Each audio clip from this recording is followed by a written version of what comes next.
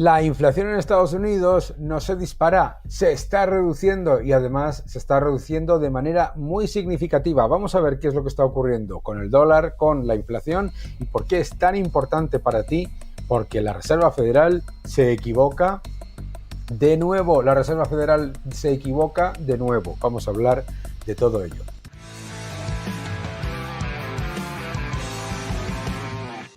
Hola a todos y bienvenidos a mi canal. Muchísimas gracias por suscribiros, gracias por dejar vuestros comentarios y gracias por darle un me gusta a este vídeo. El nuevo orden económico mundial es el título de mi nuevo libro. Espero que os guste. Está ya en segunda edición. No te lo pierdas porque nos vamos a la tercera. El nuevo orden económico mundial. No te lo pierdas. Vamos a ver. La Reserva Federal tiene un concepto sobre la inflación que está profundamente equivocado. ¿Pero por qué está profundamente equivocado? Porque la Reserva Federal, como tantos bancos centrales, por otro lado, tiene más de 24.000 empleados dedicados a mirar todos los datos macroeconómicos excepto la cantidad de dinero y la velocidad del dinero.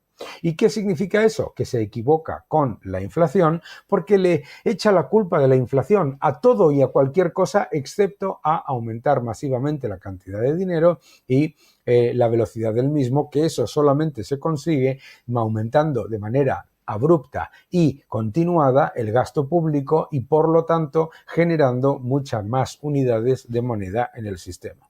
Los últimos datos de inflación publicados por Truflation son absolutamente demoledores. La inflación en Estados Unidos al 1,67% anualizado. Es decir, están bajando las expectativas de inflación, pero es que los datos, como los calcula Truflation, que es utilizando los componentes en tiempo real de la inflación, como se calcula por los organismos oficiales, 1,67%, muy por debajo de los niveles de la Reserva Federal. Es decir, que además, si lo vemos ya en los datos ya publicados, lo que podemos ver es efectivamente cómo hay una gran cantidad de componentes que no solamente no están creciendo, sino que a 1, a 3 y a 6 meses los datos de inflación están siendo negativos, por lo tanto positivos para los consumidores. Si vamos a las expectativas de crecimiento y de inflación, fijaos qué curioso. Los analistas de consenso que se habían metido a comprar esta narrativa plañidera del desastre económico total, no sé qué, no sé cuántos, están subiendo las expectativas de crecimiento para el año y están manteniendo de hecho, bajando las expectativas de inflación para el segundo trimestre y manteniéndola al mismo nivel para lo que es el año. ¿De acuerdo? Importantísimo, porque fíjate el crecimiento para el 2025. Lo tenían en el 1,3%, algunos hablaban de recesión y ya está en el 1,5%. Pero es que, ojo, es que los datos que tiene la Reserva Federal de Atlanta están hablando de un crecimiento del 2,9% en el segundo trimestre y la media de un 2,1% en el consenso de crecimiento económico en Estados Unidos. Por lo tanto,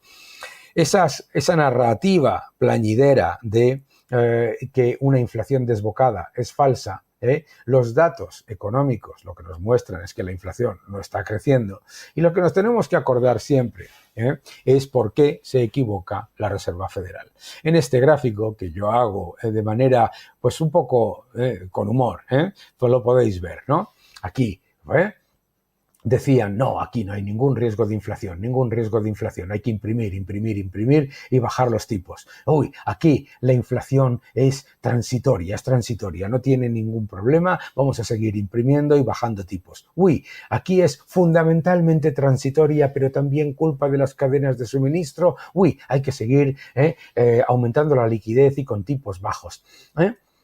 Se dispara la inflación. A subir los tipos,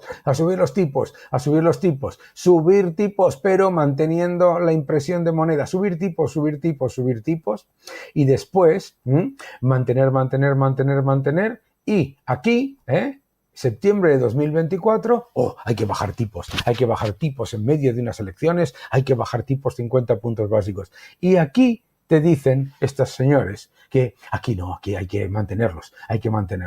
Decían que eran dependientes de los datos y de repente deciden no ser dependientes de los datos y hacer lo contrario a lo que publican en su libro Beige y hacer lo contrario a lo que dicen los datos. ¿Por qué? Por una visión completamente ridícula y anticuada, neokeynesiana, barata, plañidera, aburrida del impacto de los aranceles en la inflación. ¿Y por qué? Porque la Reserva Federal no se da cuenta de que los aranceles, si fueran los que causan la inflación, China tendría hiperinflación. Los aranceles no suponen más unidades de moneda en el sistema.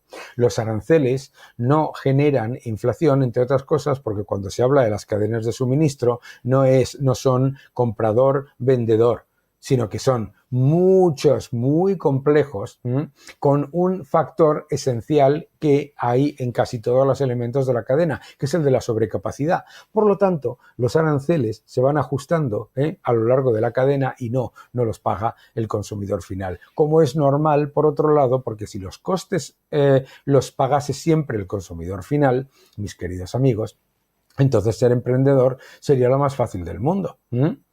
Claro. Por lo tanto, en estas equivocaciones hay que añadir siempre ese sesgo ideológico tan peligroso. Vamos a ver algunos gráficos más. Acompañadme.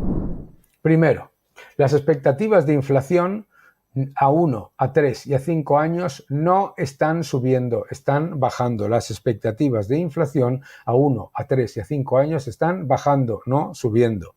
Las estimaciones de crecimiento económico no solamente no se están reduciendo, sino que están aumentando.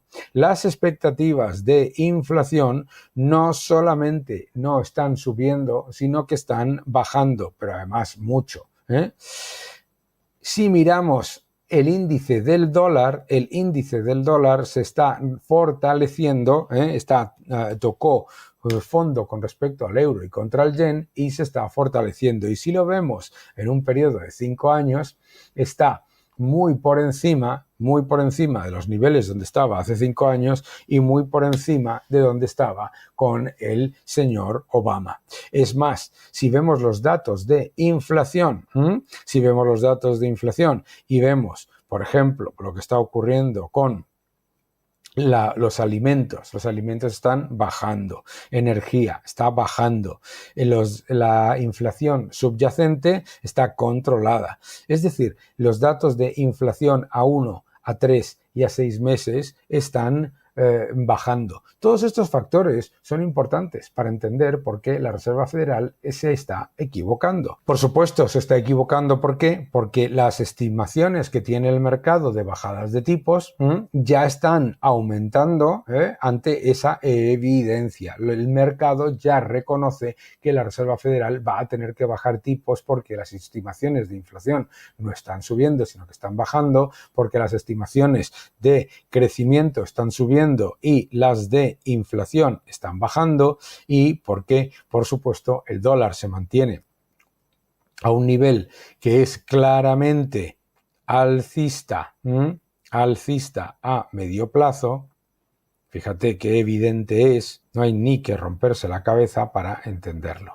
El nivel con dientes de sierra, como es normal, ¿vale? Pero hay que tener eso en cuenta. La inflación, por lo tanto, no es un problema y el euro empieza a perder parte de ese rebote de gato muerto que ha visto en los últimos meses. Por lo tanto, la Reserva Federal se equivoca. La Reserva Federal se equivoca porque se ha equivocado siempre. Se equivocó al principio de la política expansiva, ignorando los agregados monetarios e ignorando el efecto negativo que generaba sobre la inflación y el aumento brutal del gasto público de la administración Biden. Se equivocó continuando con la política expansiva en un momento de gasto público descontrolado y con la economía recuperándose.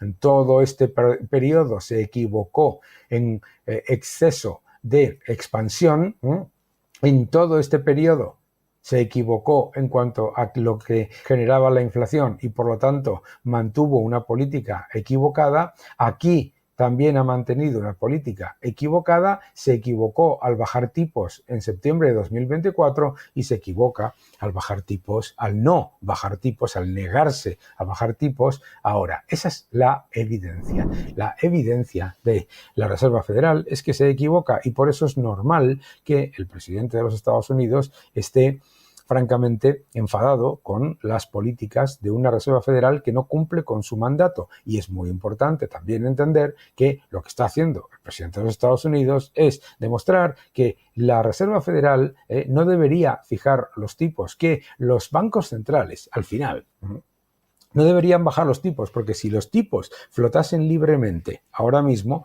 los tipos de interés en Estados Unidos serían 100 puntos básicos menores y los ciudadanos tendrían hipotecas más bajas, las tarjetas de crédito serían menos caras y el acceso a crédito sería más amplio. Que no te engañen.